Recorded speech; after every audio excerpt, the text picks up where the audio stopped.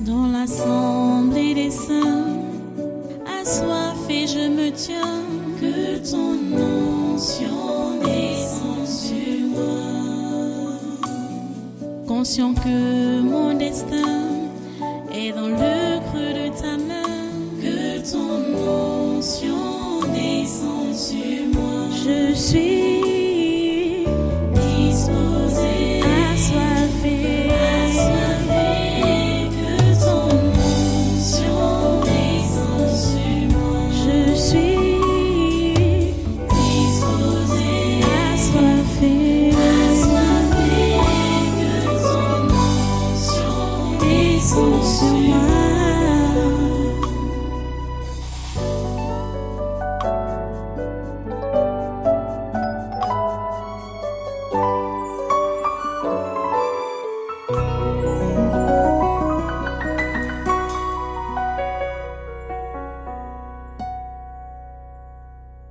Alléluia.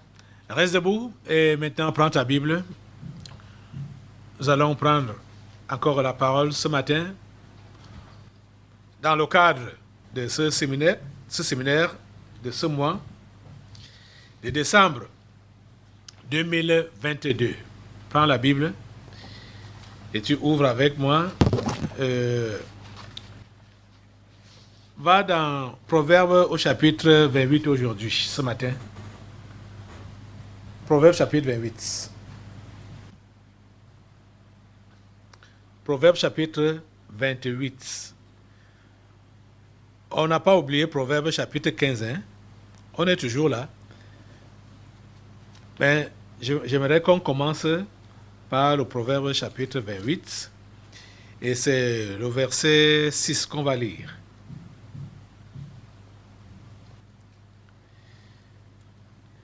Je sais que même comme on en parle et que vous supportez d'écouter, mais vous n'aimeriez pas être ce que, ou entendre, ou de toutes les façons, découvrez Proverbe 28, verset 6. Proverbe 28, verset 6. Vous êtes déjà là? Ok, je vais lire pendant que vous suivez.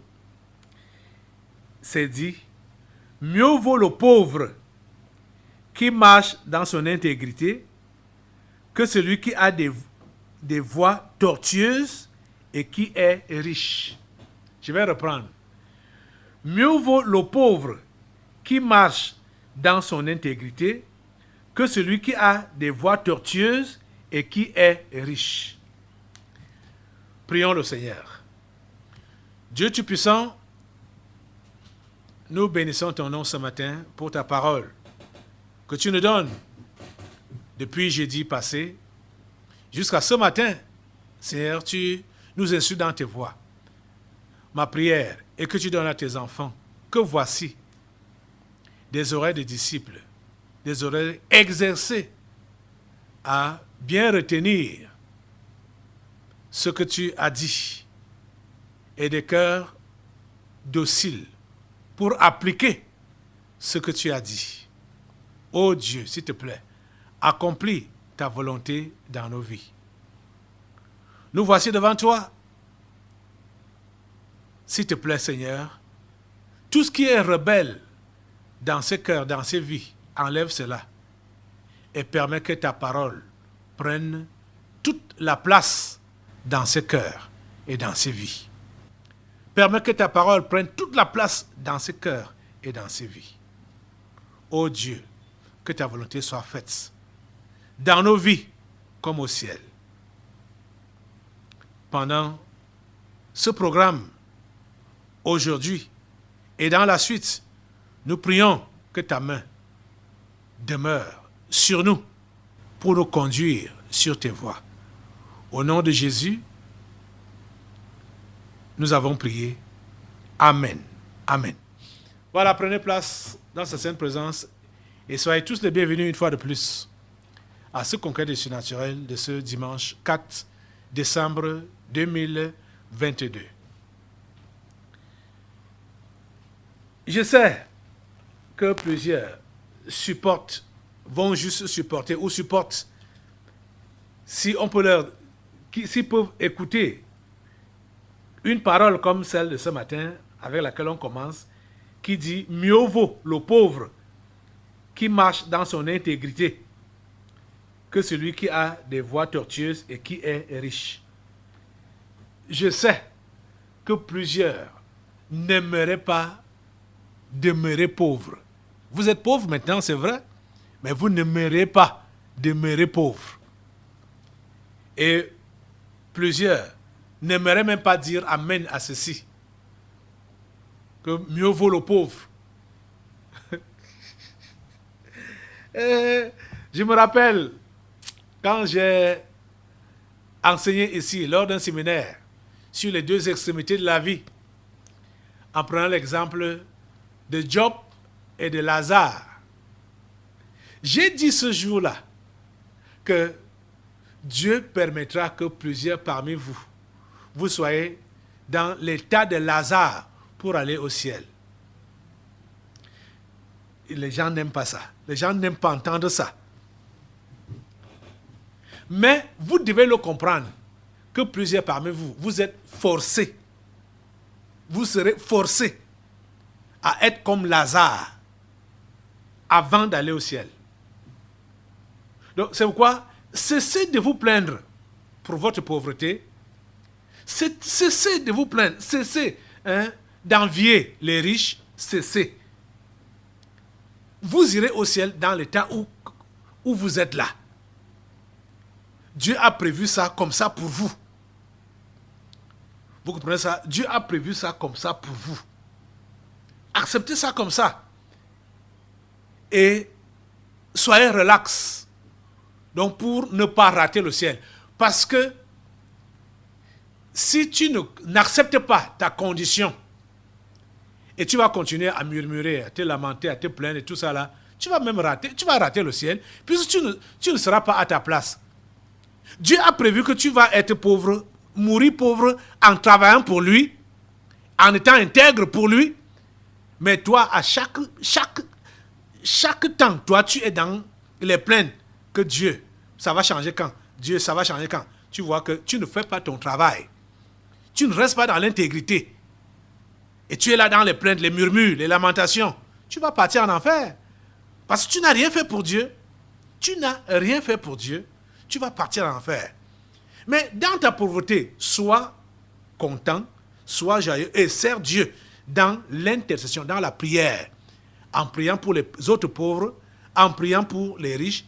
Et déjà, si vous avez la mémoire fraîche, et vous devez l'avoir fraîche, votre mémoire, on vous a enseigné ici que c'est ça, c'est-à-dire le pauvre, ou la condition de pauvre, c'est ça, réellement, la condition d'un vrai enfant de Dieu. Pauvre même, c'est encore un peu... c'est mieux, passable. Mais on a vu que c'est l'esclave de Dieu.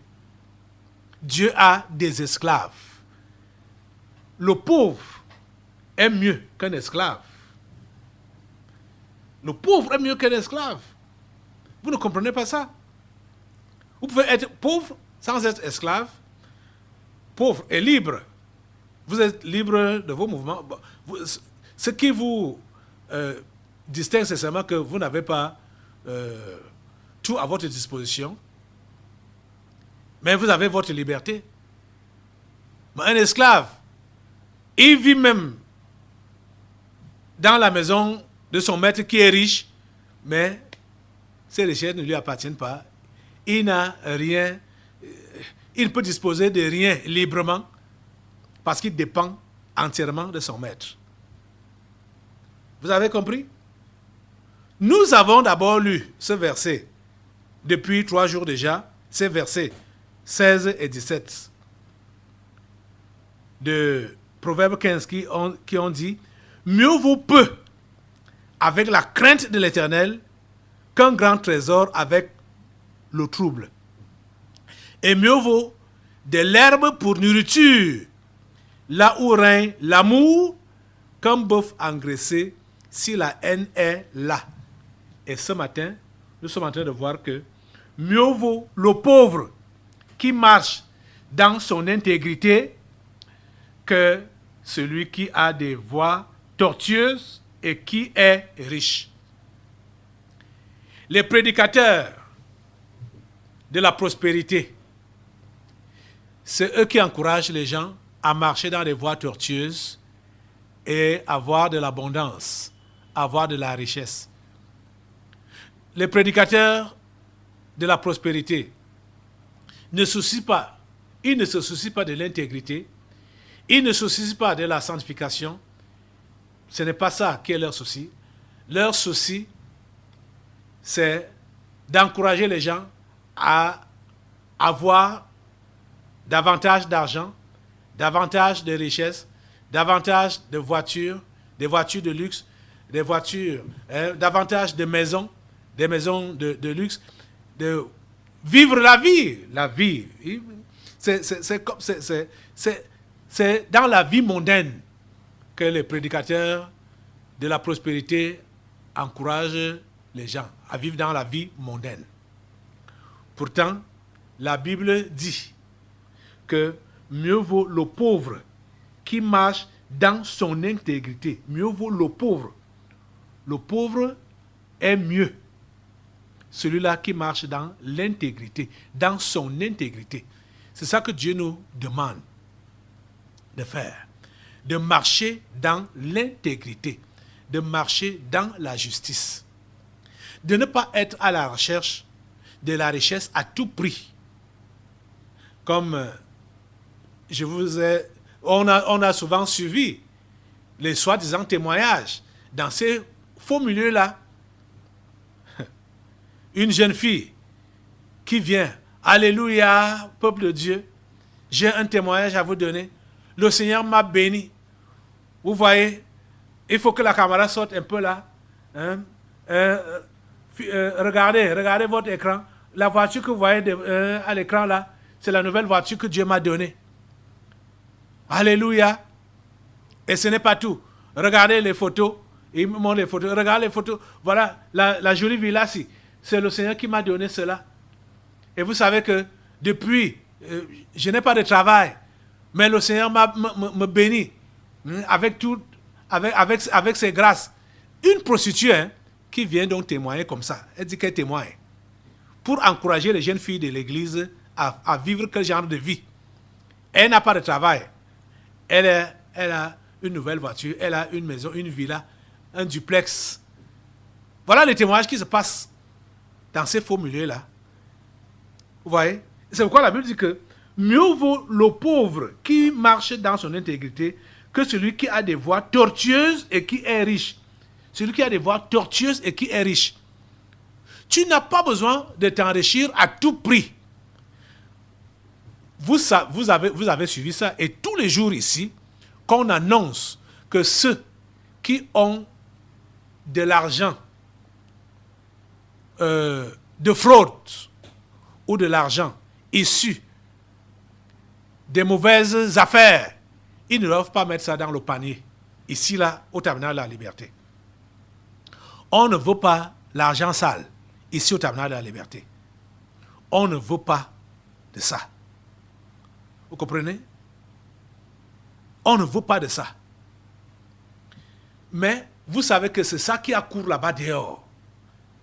Au point où certains prédicateurs envoient même les fidèles aller emprunter de l'argent pour venir donner à l'église. Ils envoient expressément les jeunes filles aller se prostituer pour venir donner à l'église.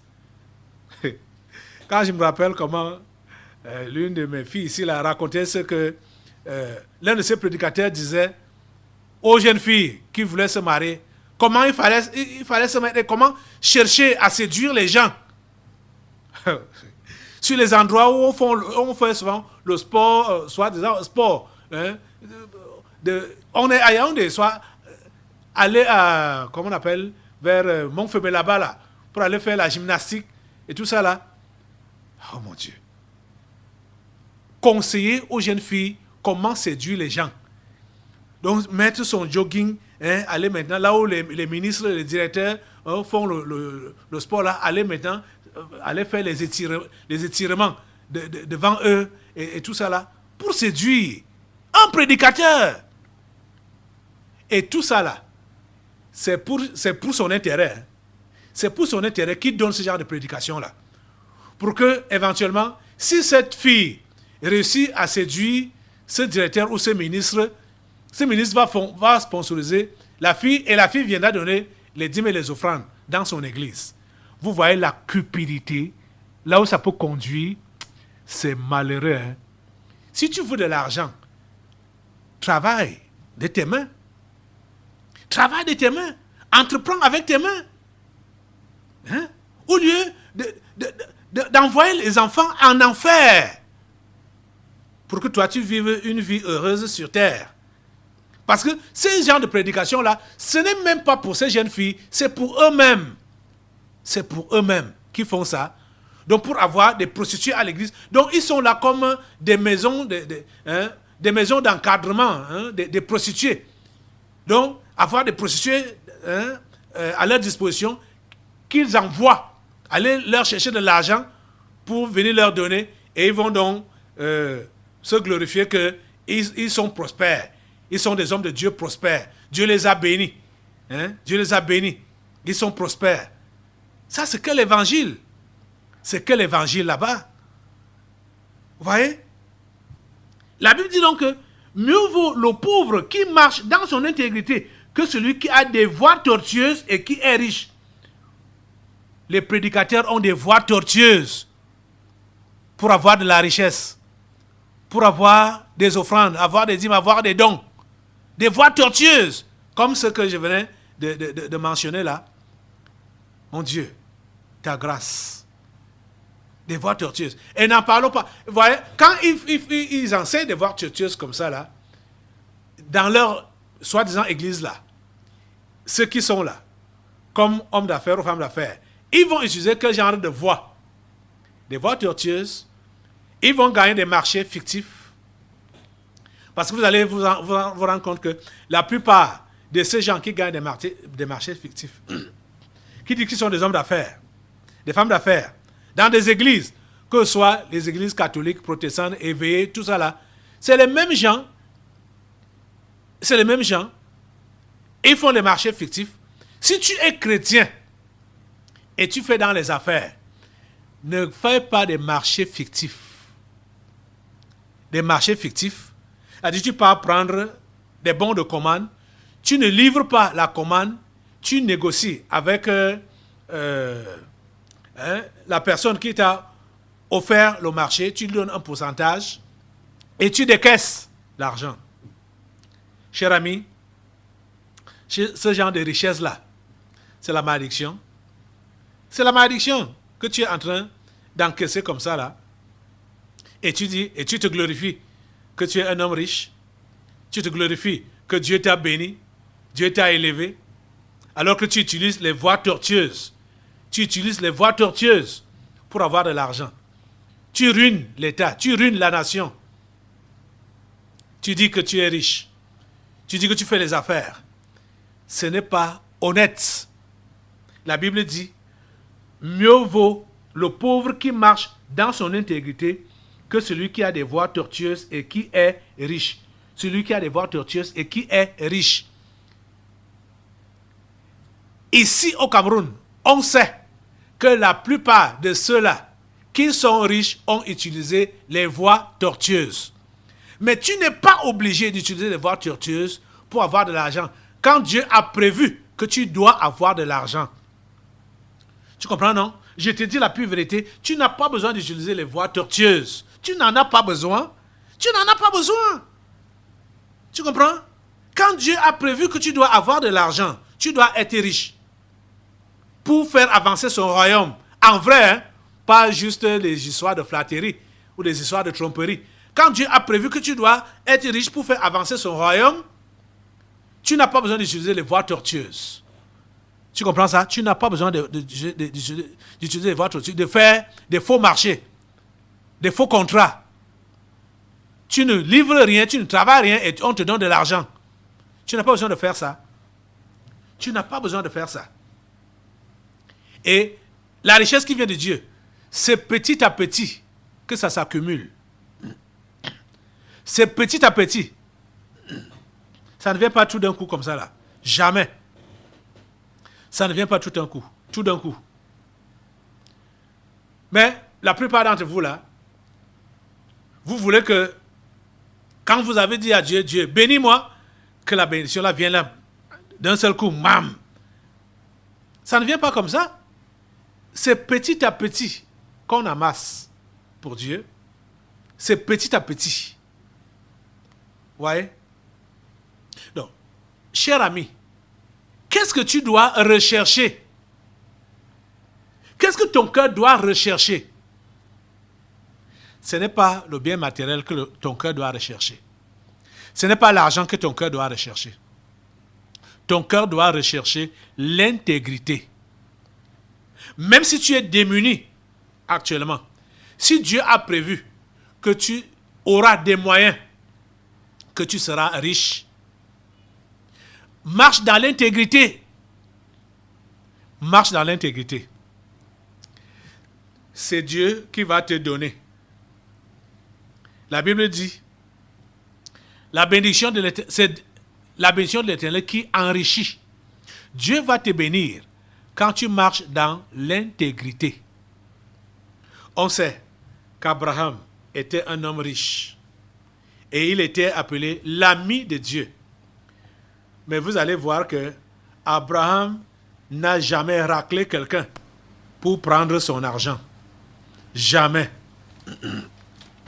Il n'a jamais fait ça. Comprenez ça? Allons un peu dans le livre de Genèse là. Genèse, chapitre 13. Allez dans Genèse, dans le premier livre de la Bible, le chapitre 13. On va voir un peu le rapport qui parle d'Abraham.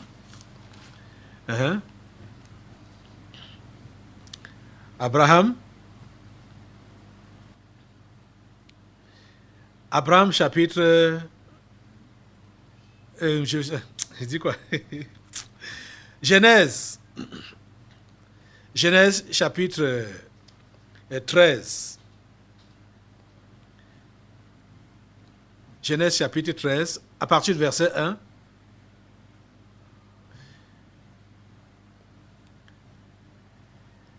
Genèse, chapitre 13, à partir du... chapitre 13, hein, oui. Ok. La Bible nous dit, Abraham remonta d'Égypte vers le midi, lui, sa femme, et tout ce qui lui appartenait. Et l'autre était avec lui. Verset 2. Abraham était, suivez très bien, Abraham était très riche en troupeaux, en or, en troupeaux, en argent et en or. Vous remarquez le verset 2 là, de Genèse 13. Ça dit quoi? Abraham était très riche en troupeaux, en argent et en or. Vous comprenez ça? Abraham était très riche en troupeaux, en argent et en or. Abraham était très riche. Et c'était l'ami de Dieu. Mais il n'a pas extorqué l'argent qu'il avait là à quelqu'un. Il n'a pas extorqué cela. Vous voyez? Ok. Allons maintenant au chapitre 15. Au chapitre 15 de Genèse toujours, hein, parlant d'Abraham. Genèse chapitre 15.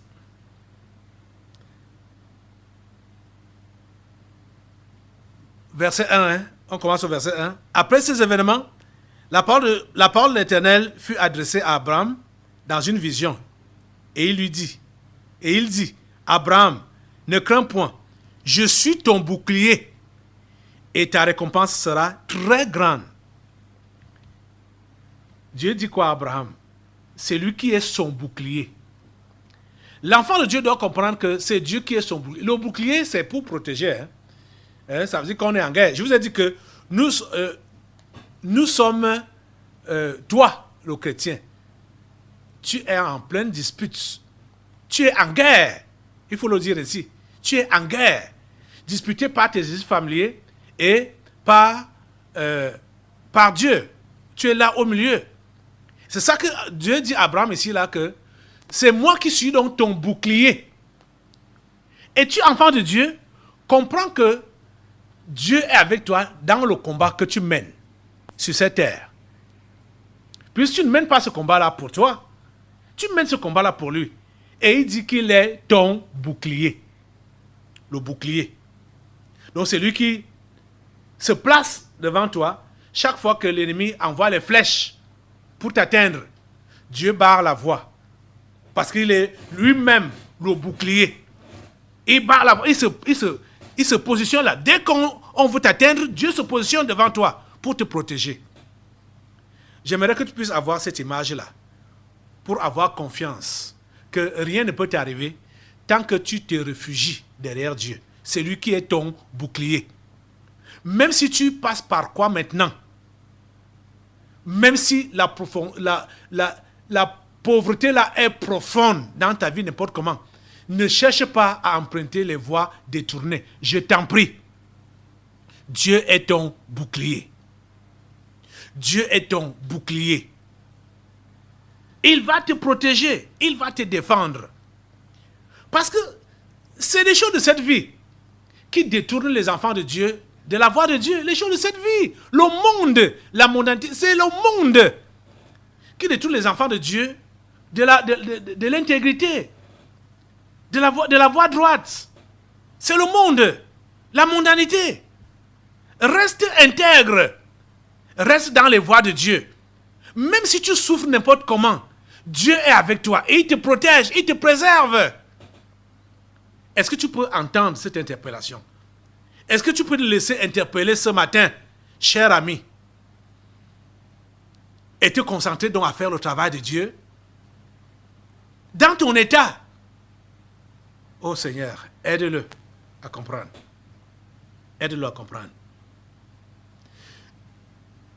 Dieu a dit à Abraham, Abraham, ne crains point, je suis ton bouclier et ta récompense sera très grande. Tu comprends? Et ta récompense, pas seulement grande, mais ta récompense sera très grande.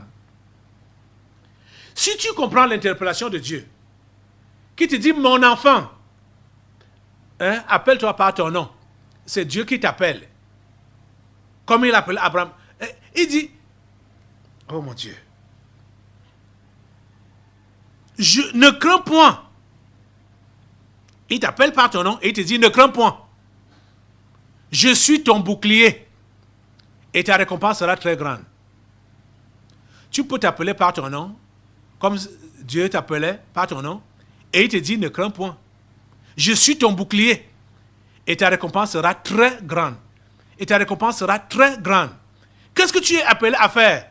Reste seulement intègre devant lui. Continuons la lecture. Continuons la lecture. Verset 2.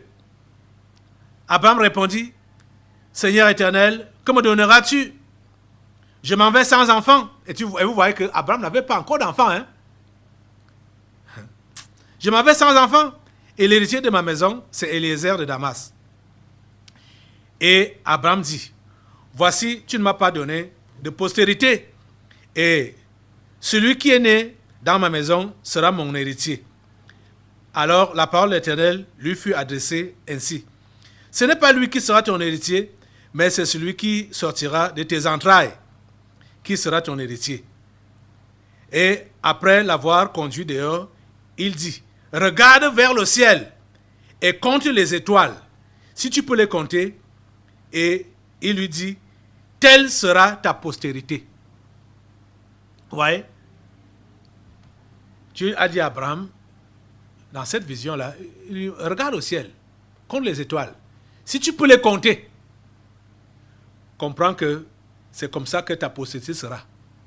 Donc, un comptable, vous savez, une nuit de la saison sèche là, tu regardes, le ciel est bleu, le ciel est clair, les étoiles sont remplies, tu ne peux pas les compter. Donc, Dieu lui a montré cette vision-là pour motiver sa foi et lui faire comprendre que ce que je te dis là, je vais l'exécuter.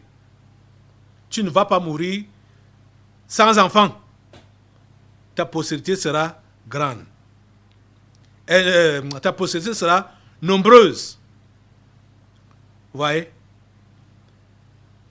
Oh mon Dieu, ta grâce et ta miséricorde. Donne à ces gens de comprendre. Donne à ces gens de comprendre. Donne à ces gens de comprendre qu'ils doivent compter sur toi, se cacher derrière toi, que c'est toi qui es leur bouclier. C'est Dieu qui est ton bouclier. Et ce que Dieu cherche de toi, c'est seulement de marcher dans ses voies, de marcher dans l'intégrité. Ne cherche pas les voies tortueuses. Ne cherche pas à t'enrichir à tout prix, à utiliser n'importe quel moyen, n'importe quelle méthode. Tu n'as pas besoin d'utiliser les méthodes des païens pour avoir de l'argent. Tu n'as pas besoin d'utiliser des méthodes. Tu n'as pas besoin de mentir pour avoir de l'argent. Tu n'as pas besoin de voler pour avoir de l'argent. Tu n'as pas besoin de tricher pour avoir de l'argent. Tu n'as pas besoin tu n'as pas besoin d'escroquer pour avoir de l'argent. Tu n'as pas besoin d'être féman pour avoir de l'argent. Tu comprends? En tant qu'enfant de Dieu, marche dans l'intégrité. Marche dans la vérité. Marche dans la droiture. Tu comprends? Et si tu viens ici à l'église, tu as des voies tortueuses. Tu dois arrêter avec cela. Et on n'a pas besoin de ton argent ici à l'église. Toi-même, tu sais de quelle manière tu obtiens l'argent que tu as. Tu sais que ce n'est pas dans les voies droites du Seigneur. Tu n'apportes pas cet argent-là ici à l'église. Et tu dois arrêter. Si tu veux aller au ciel, tu dois arrêter avec cette méthode-là. Tu arrêtes avec cela. C'est sûr. Tu vas devenir pauvre. Tu vas subir. C'est mieux. Et c'est ça qu'on voit ce matin. Que mieux vaut le pauvre qui marche dans son intégrité que celui qui est riche et qui est dans les voies droites, les voies tortueuses. Tu dois abandonner les voies tortueuses. C'est ça qu'on appelle la repentance.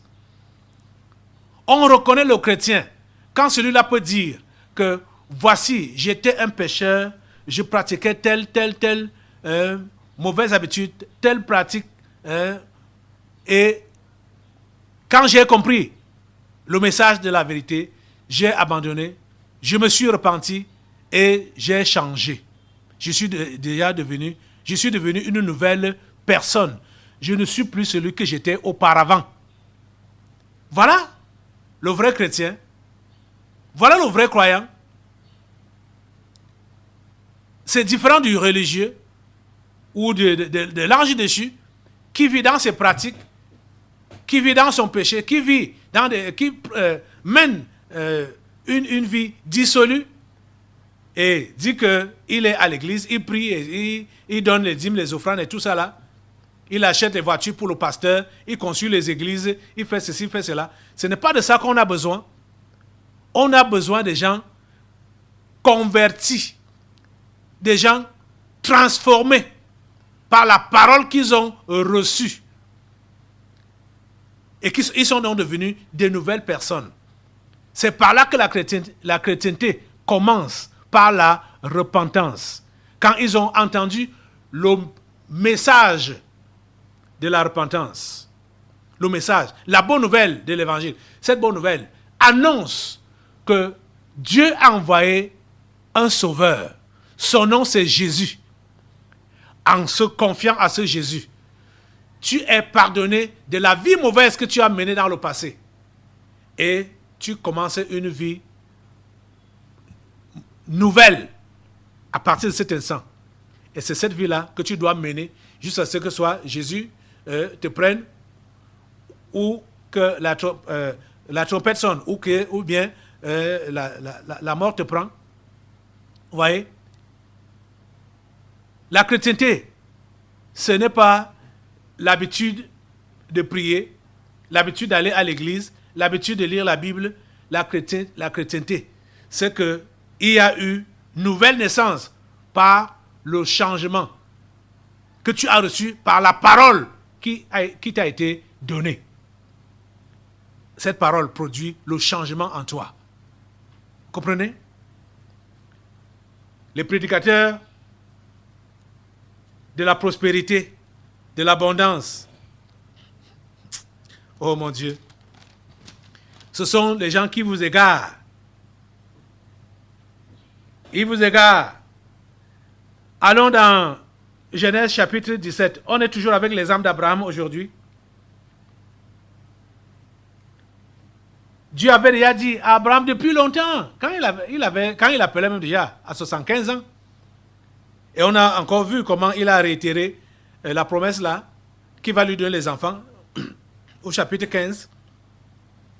Chapitre 17 maintenant de Genèse, la Bible nous dit que, à partir du verset 1, lorsque Abraham fut âgé de 99 ans, il avait quel âge? 99 ans. Dieu lui a promis la récompense. Hein? Et Dieu lui a promis la récompense. Mais les années sont passées. La récompense n'était pas là. Les enfants n'étaient pas encore là.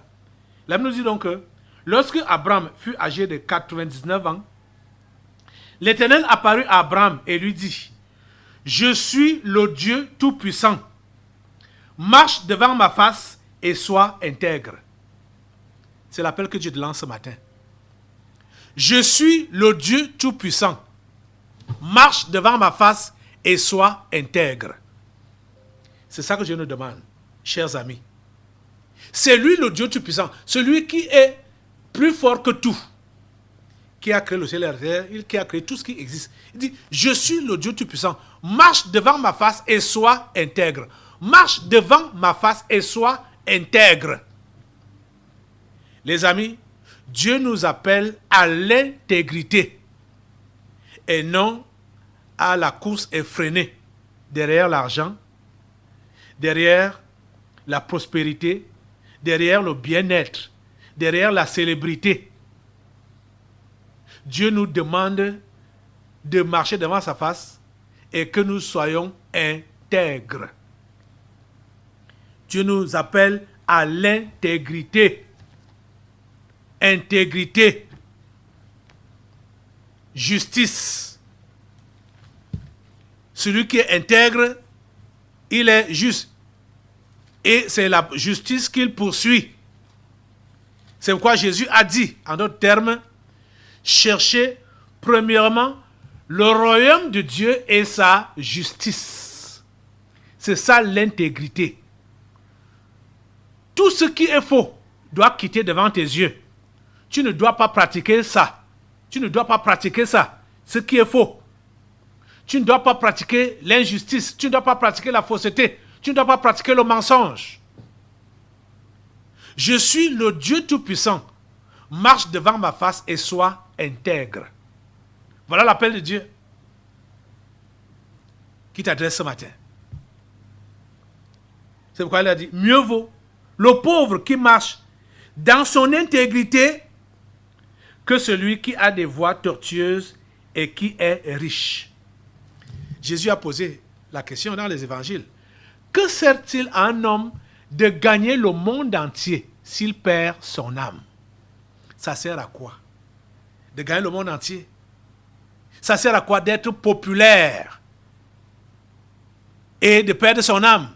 Ça sert à quoi d'avoir tout l'argent du monde, tout l'or du monde et de perdre son âme? Ça sert à quoi? Ça sert à quoi d'être célèbre? Je vous disais l'autre jour qu'il y a une seule personne qui est célèbre. C'est Jésus. Il est le seul qui est célèbre. Ce que vous entendez, ou vous appelez célébrité, sur cette terre, ils servent à quoi? Ils sont quoi? Leur nom, c'est quoi? Quand on prononce leur nom, qu'est-ce qui arrive?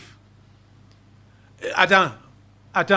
Vous autres, vous qui avez besoin de l'argent, et on va vous dire que voilà, en termes d'argent, ou voilà le plus riche de la terre, le plus riche actuel, on va te dire, ok, on a dit, un temps là, c'était Bill Gates, qu'on disait qu'il était le plus riche.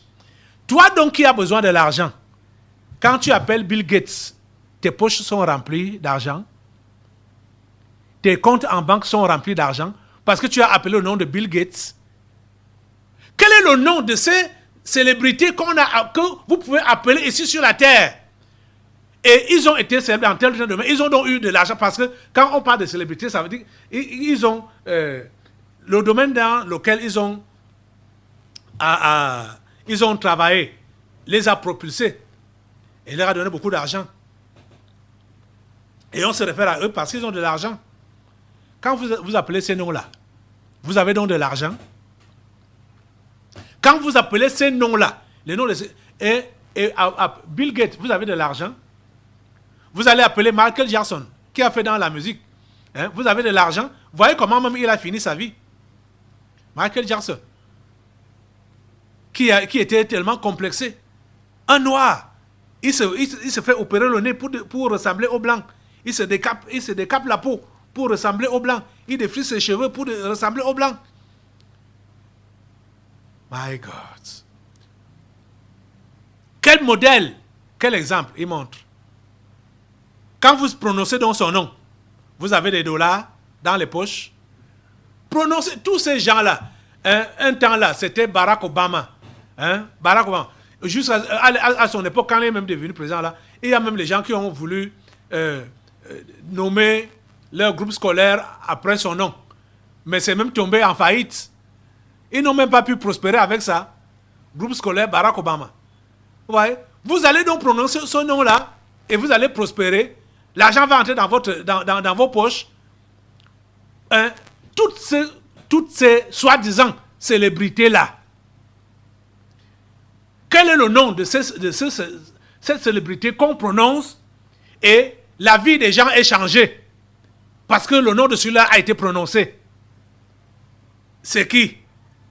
Dites-moi. Mais le nom de Jésus, quand ce nom-là est prononcé, ça change les vies. Ça change les vies. C'est le seul nom qui change les vies. C'est le seul nom qui peut changer une prostituée en une femme vertueuse. C'est le seul nom qui peut changer un voleur en un homme qui ne vole plus et qui travaille de ses mains. C'est le seul nom qui peut changer un drogué en un homme normal, qui devient normal. C'est le nom de Jésus seul qui transforme un pécheur en un homme intègre. Le nom de Jésus seul. C'est ce nom-là qui sauve. Ce nom-là qui transforme. C'est le seul nom qui est célèbre. Quand il est prononcé, il y a des changements, il y a des miracles. Prononcez le nom de ces voyous-là ou de ces anges déchus-là, ça va changer quoi dans vos vies? Ça va changer quoi dans votre maison, dans votre carrière? Les noms de ces gens-là. Prononcez ces noms-là. Hein? Ces chefs d'État occidentaux, prononcez leurs noms. Ces grands hommes d'affaires, soi-disant, ce sont des anges déchus. Prononcez leurs noms. Ça va changer quoi dans votre situation? Mais le nom de Jésus-Christ change. Toi qui es dans la peine, dans l'agonie, toi qui es dans la misère même là, toi qui es malade, tu es souffrant, prononce ce nom-là, le nom de Jésus. En vérité là, crie ce nom-là te sauve instantanément. Voilà ce qu'on appelle célébrité. Jésus est une célébrité. Jésus est une célébrité. Son nom est prononcé. Et quand c'est prononcé, il y a des effets immédiats qui se produisent. Vous comprenez ça? Il dit, je suis le Dieu Tout-Puissant. Marche devant ma face et sois intègre. Les amis, vous allez vous référer aux marabouts, vous allez vous référer aux anges déchus, vous allez vous référer aux sorciers. Pour chercher quoi? Vous cherchez quoi? La belle vie, la bonne vie, l'élévation, l'argent, la promotion. Vous cherchez quoi? Celui qui vous a créé et qui a créé toutes choses vous dit, voici le chemin. Et ce chemin-là, c'est Jésus. Il vous montre le chemin qui est Jésus, son fils. Il dit, croyez en lui. Invoquez son nom. Vous êtes sauvés. Vous êtes libérés. Et comme vous avez commencé à marcher avec lui, marchez devant sa face, dans l'intégrité. C'est lui-même le Dieu Tout-Puissant qui veille sur vous. Vous comprenez? Ne vous en faites pas. Même si vous n'avez pas à manger, même si vous n'avez pas de nourriture, vous n'avez pas d'habits, vous n'avez pas de logis, de logement, vous n'avez pas du matériel, ne vous en faites pas. Ce qui est important et intéressant pour vous, continuez à marcher dans l'intégrité. Écoutez cet appel ce matin et répondez à cela. Écoutez cet appel ce matin et répondez à cela. Vous comprenez? Abraham ne manquait de rien jusqu'à 99 ans, que Dieu revient à la charge et lui dit, Abraham, je suis le Dieu Tout-Puissant, marche devant ma face et sois intègre. Je ne sais pas combien de temps tu as déjà eu à cheminer avec Dieu. Pour le cas d'Abraham, ça faisait déjà 25 ans qu'il cheminait avec Dieu. Vous voyez? Et jusque-là, les promesses que Dieu lui avait faites, depuis le temps qu'il avait rencontré à 75 ans, aucune promesse n'était encore... La promesse des enfants, là, n'était pas encore réalisée. Malgré le fait qu'Abraham avait les biens matériels. Il avait de l'argent, de l'or, des troupeaux, de grands troupeaux. Mais les enfants, il ne les avait pas encore. Dieu lui dit, c'est moi, le Dieu Tout-Puissant. Marche devant ma face et sois intègre. C'est l'appel que Dieu te lance aujourd'hui. Je ne sais pas combien de temps tu dis que tu chemines avec lui. Il ne se fait pas tard. Le voilà qui t'interpelle ce matin. Mon enfant, t'appelant par ton nom, et te dit, je suis le Dieu Tout-Puissant, marche devant ma face et sois intègre. C'est l'intégrité que tu dois rechercher. Quelle que soit ta condition actuelle. Plusieurs parmi vous, vous êtes démunis. Ça, c'est vrai. Mais ça ne doit pas te déranger. Ta condition d'être démuni, d'être pauvre, ou d'être malade, ou d'être souffrant, cette condition ne doit pas te déranger. La condition par laquelle tu vis, ou tu es même stérile, peut-être physiquement, comme Abraham aussi, ou, je dis, quelle que soit ta condition, ce n'est pas cette condition-là que tu dois brandir à Dieu.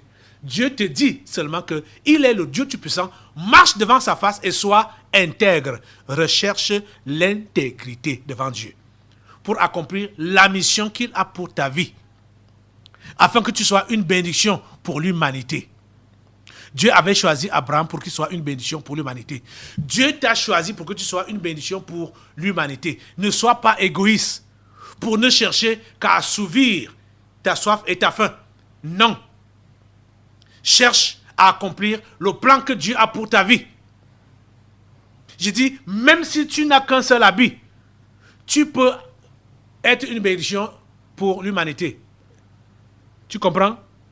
Et permettre que plusieurs s'habillent alors que toi, tu n'as qu'un seul habit. Mais tu permets que plusieurs s'habillent. Paul l'a dit. Regardez comme pauvres. Mais nous enrichissons plusieurs.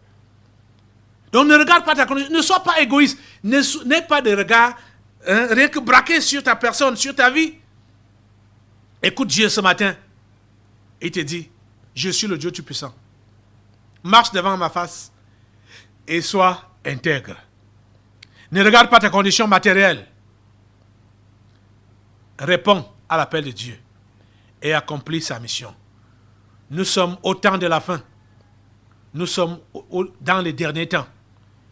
Le réveil de Dieu, le réveil, c'est-à-dire la connaissance de Dieu par une multitude de personnes doit être engagée. C'est depuis 2020 que Dieu avait prévu cela. Et le diable est en train de distraire ces plans de Dieu. Mais toi, tu te laisses distraire aussi. Parce que tu ne regardes qu'à toi. Tu ne regardes qu'à toi. Tu es égoïste au lieu de te concentrer sur ce que tu es appelé à faire. Ce matin, je crois que tu as entendu l'interpellation et tu enlèves tes yeux sur ta misère, sur tes besoins, sur tes manques ou tes manquements. Et tu enlèves tes yeux et tu cesses d'admirer, de convoiter à gauche et à droite et te concentrer à faire le travail que Dieu a prévu que tu dois faire. Sauver les perdus. Lève-toi et dis à Dieu, je m'engage à marcher devant toi et je m'engage dans l'intégrité. Dès ce matin, c'est mon désir. Me voici, Seigneur. Je m'engage à marcher devant ta face dans l'intégrité. Au nom de Jésus, j'ai prié. Amen. Amen. Assois-toi. Nous allons bientôt passer aux délivrances prophétiques. Mais avant cela, j'aimerais que tu fasses un geste de cœur. Tout de suite, avant les délivrances prophétiques. Et nous avons au milieu de nous un frère qui doit encore se faire opérer. Donc, il va se faire opérer pour la deuxième fois des mêmes mots, les ethnies. La dernière fois, on lui en avait enlevé 6. Aujourd'hui, il est encore appelé à se faire opérer. D'autres se sont encore formés. Nous devons prier vraiment pour la vie de cet enfant. On va vous le présenter après. Je crois que ce sera après l'opération, hein, puisque ses esprits familiers sont après lui. Donc maintenant là, le chirurgien a demandé 200 000 pour les choses qu'il va faire et nous prévoyons dans les 50 000 pour les autres soins, les médicaments et tout ça là. Maintenant là, je fais appel à 250 personnes seulement. Maintenant là, pour que chacun apporte 1000 francs, pour que ça ne pèse pas sur quelqu'un. 250 000, donc 250 personnes seulement. Donc tout de suite là, quand je dis Amen, pendant que je suis en train de parler, commencez déjà à fouiller votre porte-monnaie. Parce que tout à l'heure, là, il y aura une petite pause après, du moins en attendant les délivrances prophétiques. Donc les 1000 francs que tu pouvais aller prendre ton repas avec, ça peut sauver une âme. Donc avant d'aller prendre ton repas là, pensez-y. Donc 250 personnes pour 1000 francs pour sauver cette âme. Tout de suite, commencez déjà à prêter cela. Et quand je dis Amen, les hoches vont commencer à passer avec les paniers pour recueillir ce coup de cœur. Ça doit vraiment être avec votre cœur. Que Dieu vous bénisse. Amen. Dans l'assemblée des saints, assoiffé je me tiens, que ton onction descende sur moi. Conscient que mon destin